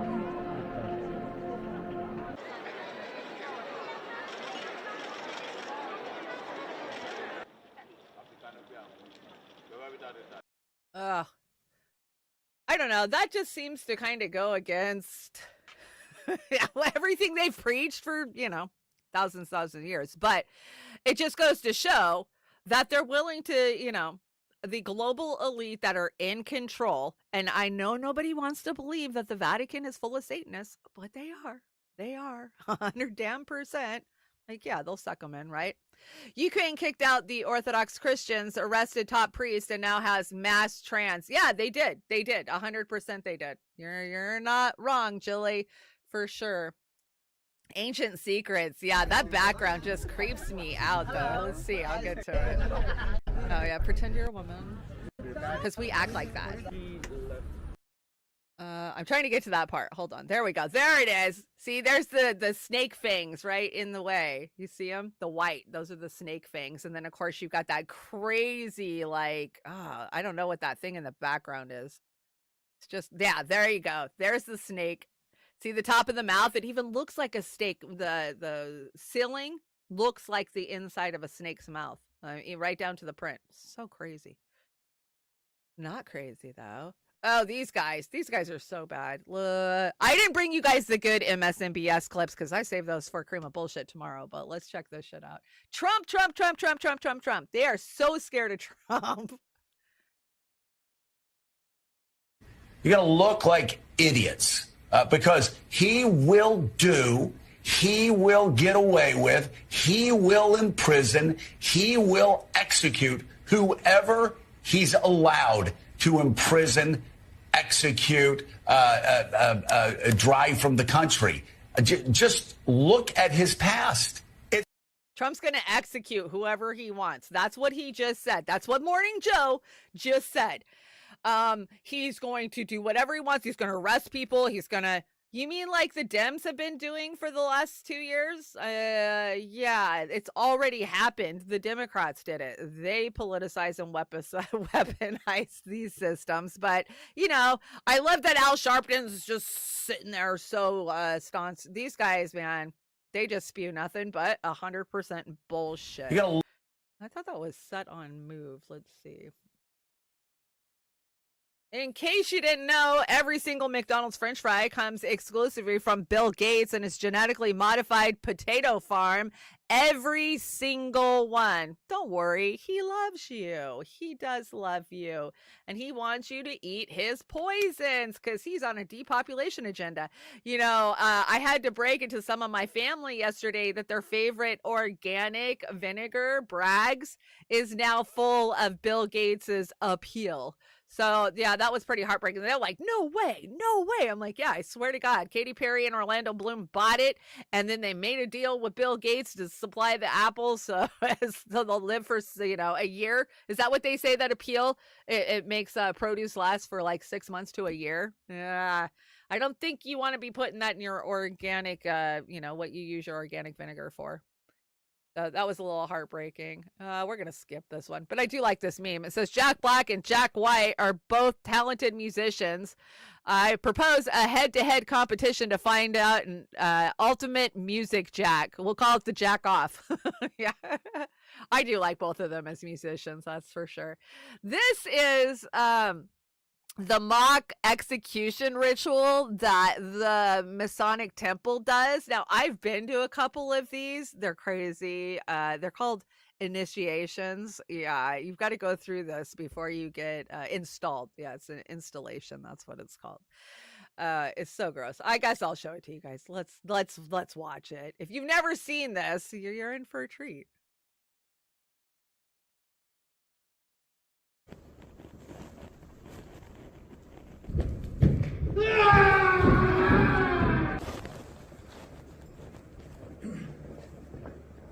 Out at the East Gate.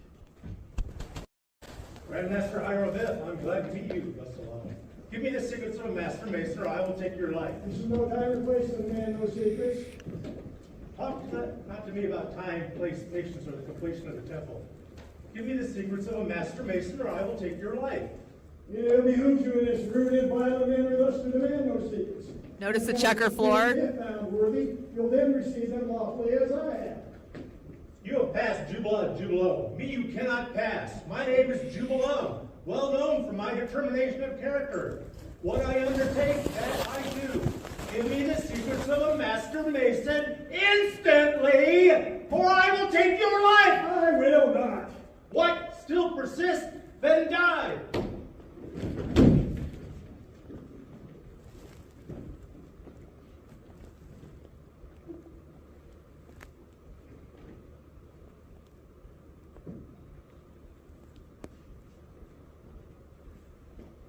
The pentagrams and candles, they're behind the camera, guys. Slain the Grandmaster Hierobeth.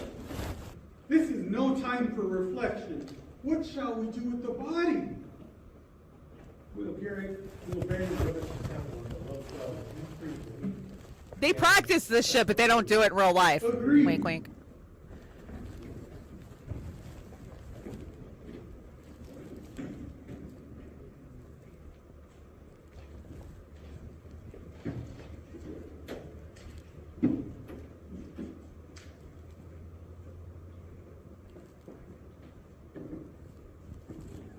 There's the pentagram. It's up in the corner. See it?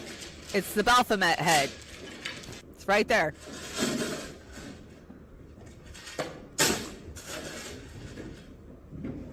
To be continued. Yeah, you guys, that doesn't need to be continued. There is a part 2 that I had somewhere, but I've actually seen these. Those chairs on the side, they have 2 rows of chairs on both sides of the Masonic temple. And when you're invited in to watch an initiation, you've been accepted, you can come sit and watch. And I've actually witnessed these, but I wanted to show you guys, this is what it looks like. A little crazy, right? And then I love the part where they go, what are we going to do with this dead body? He's like, I don't know. We'll just throw it in the rubbish out here behind the temple. Like, this is just insanity. Grown ass men doing this shit, right? And that is who's in control. Don't forget how many have been Freemasons that have been in charge of our government. In Chile, absolutely right. Candles and pentagrams have never hurt anybody. I would like to remind everybody that most of our ancestors were pagans. So I don't talk no shit about the pagans. For sure. For sure, I don't at all. Let's see. Hydro cars. We all know that the guy who invented the hydro car got right after it, right? So hydrogen car comes to the market in Australia, emitting only water and purified air as they drive. So Hyundai's Nexto and Toyota's Murata, let's see, have 400-mile driving range and take only 5 minutes to recharge. 5 minutes is better than the frickin' lineup we see for all the other smart cars, right? It seems to be a problem that you can't get your smart car charged nowadays. And yeah, don't buy Lipton. Besides, there's a ton of Roundup in Lipton on top of the fact that they support genocide. Don't drink it for your own health. That's what I'm going to tell you. Hollywood, go fuck yourself. Let's see. What do we got? Susan Sarandon. We all know that she got fired from UTA, right? Which was her agency. Let's see. How do I get there we go. And it says Susan Sarandon has been dropped by her intelligence agency, UTA, after being vocal about the ongoing genocide happening in Palestine at a pro-Palestine rally. Oh my God, we're so shocked. I bet her agent didn't know she was an activist, right? She couldn't have known. So Jenna Ortega ended her contract with the Scream franchise after Melissa Barraro was fired for supporting Palestine. So this seems to be going around in Hollywood. If you did not sign on to the letter, remember the 400 people letter, then they're just going to throw you out. But I'm so happy to see these younger actors and actresses stepping up, unlike people that should be stepping up, like Anna Kasparian, because that's who represents her, as Jimmy Dore so kindly points out. It appears that Anna Kasparian is represented by the same talent agency that just dropped Susan Sarandon. I guess United Talent doesn't watch YouTube. I'm sure she'll do the honorable thing and leave the genocide defying agencies, right? As Rachel Maddow would say. Yeah, I'm not shocked at all. Anna's a terrible person, always has been. I don't see how that's going to change. Every Thanksgiving, I wonder the same thing. What's Oprah been up to all these years? For you Zoomers too young to remember, Oprah, she was kind of like Mr. Beast if he was also a human trafficker. That is hilarious. Of course, Kurt Metzger dropped that. And if you know who Mr. Beast is, you get Mr. Beast is the richest YouTuber, live streamer to ever be. He's a multi-millionaire. He just like gives money away, kind of like Oprah used to do back in the day. Like, hey, if you stay in this apartment for 30 days, I'll give you $100,000. So people are like, okay, I'll do it. And he just does stuff like that constantly. So that's who Mr. Beast is, if you don't know. So yeah, so she's kind of like Mr. Beast without the human trafficking. Very funny. Kurt Metzger always makes me laugh. I think Oz added this. Let's see. Let me make it big so I can read it. Consent is surrender. The SAG-AFTRA board member, Matthew Madone. Why can't I say that? Matthew Madone. I know that name. I can't say it today. Will vote against the guild deal with studios. Again, full agreement to be released on Friday. Yeah, so we've been waiting for this full agreement that the SAG-AFTRAs came up with, right? And we were very curious about the AI clause in there. And from the things that I've seen, I watched a really in-depth interview with Justine Bateman that Oz sent me, which was really interesting because basically she says, yeah, they didn't get anything in there to protect protect them, that AI, the studios are going to exploit actors and actresses. And this deal that they've made is only good for 2.5 years anyway. So think about how far tech's going to be in 2.5 years. They're not going to be protected. Their images aren't going to be protected. And we know what AI is capable. Young Turks support genocide. Yeah, we know the Young Turks support genocide. They have forever, right? They're always on the wrong side of everything. If you're on the same side as the Young Turks on something, you better rethink it, is my thought. This was disappointing, and I have been telling people for frickin' years to get out there and watch this movie, Ukraine on Fire. It was the best look I have seen on what actually happened in the Ukraine in 2014-15. Oliver Stone, of course, a great job. Breaking news, YouTube has removed the Oliver Stone documentary, Ukraine on Fire. We believe the public should decide what it sees, not Google executives. We're proud to announce the producers uploaded the film to Rumble, enabling anyone who wishes to view it. You can view it over on Rumble. If you haven't seen it, you should see it. It is that. It does have that much information in it. It'll really change your view, I think, if you haven't seen it. But here's the thing. The reason I brought this. Rumble, what the fuck? Rumble seems, I get we live in a capitalistic society, but Rumble, you can't make fun of YouTube and be their friend too. That's not how this works. Have you noticed that Rumble now is connected with YouTube and you can even track your earnings from YouTube on Rumble? Doesn't that make them like a partner? I don't know, guys. I'm not falling for it. It feels like they're the same damn thing almost, right? How long till we start seeing authoritarian controls over on Rumble? We already know we're a ghost in the machine over there. I don't know. Gross. I just find it gross. Rumble, stop talking shit about YouTube when you partner with YouTube. That's my take on it. So, Meme Alley, cool. We're getting out of here a little bit early. I could use a break for sure. Let's see what memes we've got today. Happy Thanksgiving from the Ben Shapiro family. Oh my gosh, I'll make this bigger. Only those who know will get this. Is that a dry ass turkey? I think that's a dry ass turkey. He wouldn't know though. He really wouldn't know. Let's see. I like this shirt. It says, I take metformin for the diabetes caused by the hydrochloroclinazine, whatever. I take high blood pressure meds, which I got from the Ambien I took for insomnia, caused by the Xanax I take for anxiety, that I got for the Wellbutrin that I take for chronic fatigue, which I got from the Lipitor I take because I have high cholesterol, because a healthy diet and exercise with regular chiropractic care and superior nutritional supplements are just too much trouble. Yeah, that's the way Western medicine is now, right? Yay, thanks for a show, Chanda. Thank you guys for coming and hanging out with me on this Friday. By the age of 35, you should have an entire wardrobe of clothes, one size too small, that you keep internal optimism that you'll fit into them again one day. Come on, admit it. I admit it. I have a whole closet of wannabe fit into clothes. Someday I'll get back into this. I think that's just a way of life. These ones are funny. Taking mushrooms. Oh, choose your own adventure. Taking mushrooms and going to Walmart. Dude, I don't even have to take mushrooms to trip out at Walmart, man. That place is just crazy.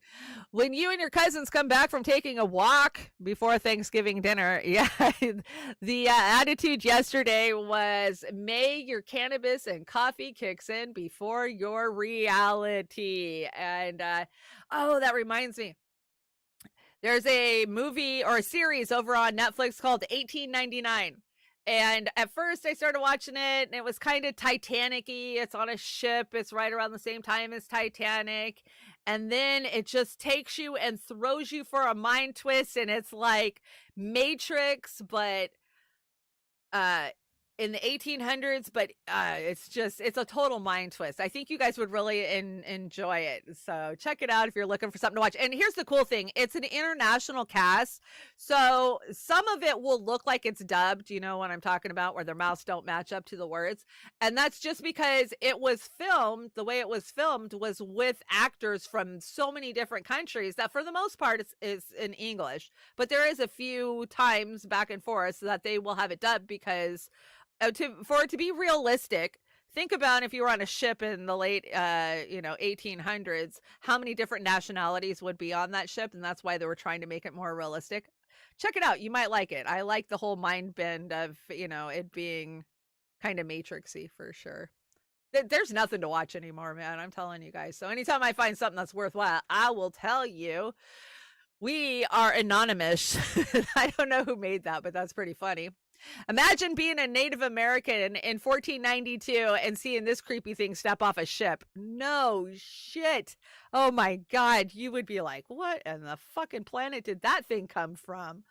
Definitely. They'd have that white lead paint on and the smelly lice infested wigs. Like, I came across the true story of Plymouth Rock a couple of days ago. I was listening to it. And one of the things I didn't know was, okay, so they were headed, the Mayflower was headed for the Hudson Valley, right? They were headed for New York, and they got blown off course by a big storm. It broke the mast, and they floated around for a while. So anyhow, they end up at Cape Cod, and they finally get off the ship and they go and land in it. It's cold. It's November. It's the beginning of November, end of October, beginning of November when they first get there.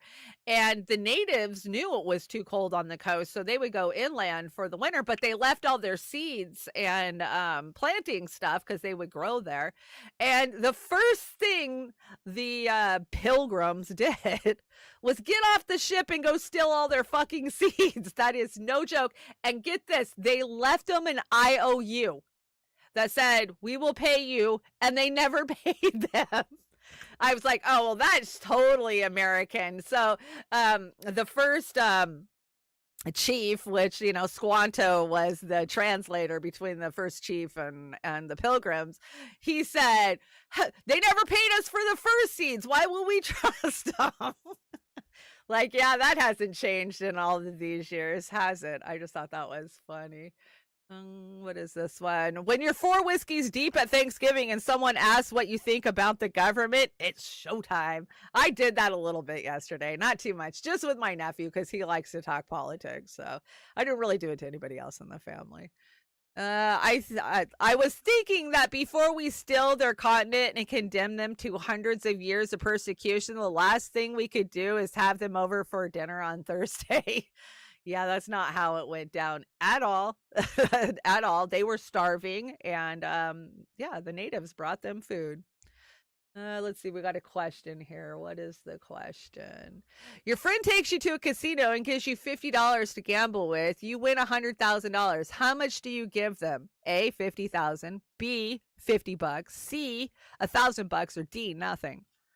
Oh, this is a tough one, It really is. So we have a rule with bingo because a lot of times we'll do this. Like, oh, you pay my way to bingo, and if I win, I'll give you half. That is the deal normally when you go to the casino. If you pay for somebody, it's supposed to be half. So it would be 50,000. I hate to say, I would have a hard time doing that, but I would probably do it, right? If I had 100,000 and I got that 100,000 because somebody lent me money, I would feel obligated to give them half. Wouldn't you? Wouldn't you? Yeah, I would at least feel guilty about it if I didn't. I gotta say, I would feel guilty. And let's see. The place to take people that refuse to look up. Yes, this was a conversation during our Thanksgiving, and so many of my family just don't believe. They don't believe. Why? Why would the government want to poison you? Those are just airplane trails up there. Let's see. Yet another sturdy link lowers a sperm count with pesticides. Oh, okay. So this is Ryan Christian, the last American vagabond. You can find him over on Rokfin. Evidence that pesticides are impacting sperm concentrates continues to pile up as the world moves closer to an underpopulation crisis. Yes, right? They keep telling us that the world is overpopulated, but very soon we'll be hearing that the world is underpopulated. I think so. Ryan Christian does great work over there. Make sure you're checking him out and supporting him. Joey's Coffee. I had Joey's Coffee for Thanksgiving. It was so good. I love waking up. It's a Thanksgiving tradition now for us to have Joey's coffee. Like, I will save the last pot. Like, oh, that's got to be for Thanksgiving. So thank you, Joey. We enjoyed it. We had a great day because we started out with Joey's coffee. You can get Joey's coffee too. You just got to get a hold of Oz the Boomer, and Joey will hand choose those beans. She will roast them and she will send them out to you. When the drugs nobody knew I took start kicking in. Yeah, that happens. It used to happen. It doesn't happen so much anymore. I think we are out of here. Oh, we got an Assange. What does Assange say? Censorship is always cause for celebration. It reveals fear of reform. It means that the power position is so weak that you have got to care what people think. That's so true, right? It does show their hand. When they're censoring us constantly, it's because they're scared, and we know that. And we want to see Julian get released and gets to go home with his kids. Right, Julian? Christmas is coming, guys. Let's send him some Christmas cards. Let's send him some Christmas spirit. He's going to spend another holiday in there. So there's the address. Screenshot it. It doesn't take, nothing but a stamp to send him a well wish. So I hope we will. You guys can join Oz and I for Beauty and the Boomer tomorrow night. We're going to have a good show if I get to writing it. I will get it wrote today, so we will have a good show. Oz has been working on lots of stuff like he always does. And it's the premiere of the Christmas deck. You definitely want to come see the holiday deck. Don't you? Don't you? We're adding all kinds of new stuff. Next week, I will do a Monday show, a Wednesday show, and then I'm going to be down because I'm heading to Portland. Kate, I hope you're coming. I hope you are. Amber, what's up? We are picking some up next week. Ooh, oh yeah, we are. We're going to stop by and see Oz. So yeah, it's going to be a fun trip. We'll get to see Oz. I can't wait to squeeze pasta. Like, it's going to be a blast. If you guys want to help me out and help me get down to Portland to see our friends and fam, there is my PayPal. Of course, there's links in the description below if you want to support my Spot Fund, or yeah, it's called Spot Fund, right? I dumped GoFundMe because they're just terrible. Terrible. I will no longer support them, and I haven't for a while. So Spot Fund is where it's at. Love Beauty and the Boomer. Chanda and Oz are awesome. Thank you, Bad Cookie. Thank you guys so much for joining me. Thank you over there on the Rokfin. I saw you guys making fun of my Mr. Clean Brawny shirt, whatever it is. You guys know I don't wear sleeves because I'm always in a perpetual hot flash, but it is cold here this morning, so I had no choice but to put on my flannel. I do live in the Northwest. You're not a true Northwesterner if you don't have a couple of flannels in your closet. I just gotta say, that's the reality of where we live. Okay, let me shout out the Rumble real fast before we get out of here. We got Go Start hanging out over there. La 66, good to see you. Kick is up and running. Hi, Kick. Oh, we got a viewer on Kick. Sometimes we have one viewer, sometimes we have a bunch. I don't know. Kick's kind of a strange thing. And of course, the Rokfin. We got Amber King's over there. Go check out Amber King's show. You can find that on the Rokfin. And let's see. Osama number 5. Good to see you. Hi, Teresa. Chris Foster's in the house. Hi, Chris. Chris didn't. You guys don't do Turkey Day. That's right. Like, I forget the whole world doesn't celebrate the same holidays as the United States. Hi, Jim. Good to see you. Who else is over here? Fred Edwards. Thank you for letting me know that I had the wrong time on the Rokfin this morning. Sometimes you just forget to click that button. Hi, Kate. Kate's over there too. Thank you to everybody who's watched on all of the channels, and shout out to the YouTubes. Who do we got on YouTube? Pittsburgh do 87. Good to see you. Jilly Love. Popeye's over there. Bad Cookies. Did I get Bad Cookies? Jilly. Salty's Digital Dive. Kate's over there too. Well, I think I got everybody that's chatting in the bottom. My chat doesn't scroll, but I'm going to figure it out. I'm trying to figure it out. So what's been going on? Like, I crashed last week, and because I'm running through Restream, I couldn't just relaunch my stream. I would have had to set up all new streams. So now I'm trying to run the YouTube from the studio I'm in and run all the other ones out of Restream. So that way I have more control over YouTube, but it's not scrolling my chat is the point. So I apologize. I'm not as active with the chat as I normally am. We will get it figured out. I promise. I got a great closer for you. You guys know I love City and Color. If you don't know who City and Color are, they are a Canadian band. I love them, love them, love them, and I love this song. So, and I love you guys. Thank you so much for joining me. I'm going to take a damn nap because I have earned one of this week, man. I've been Superwoman all week. So join Oz and I tomorrow night and have a great Black Friday. Stay the hell out of stores. If you're going to spend money today, spend cash and do it in little stores, man. Small mom and pops. That's who we got to support. So I will see you tomorrow night.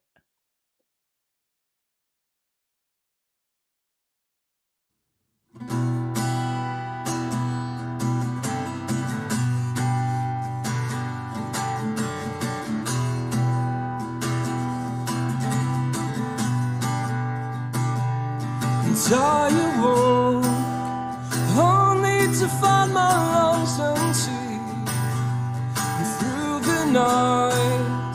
So it seems I'm not breathing, and now my dreams are nothing like they were meant to be, and I'm breaking down. I think I'm breaking down. And I'm afraid to sleep because of what haunts me. Such as living with the uncertainty.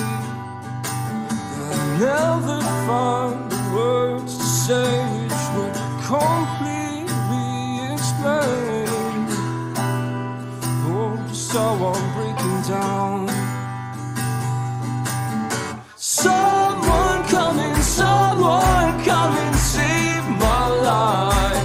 Maybe I'll sleep when I am dead, but now it's like the night is taking sides. With all the worries that occupy the back of my mind, couldn't it be this misery will survive?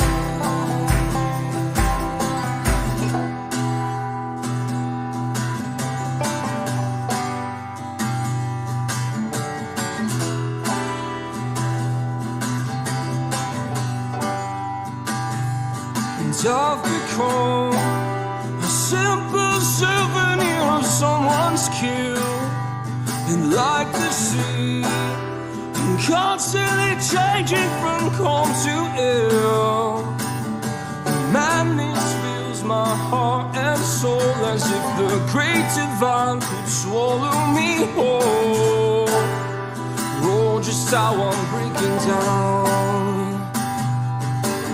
Someone come and save my life. Maybe I'll sleep when I am dead, but now it's like the night is taking sides. With all the worries that occupy the back of my mind, couldn't it be this misery will survive?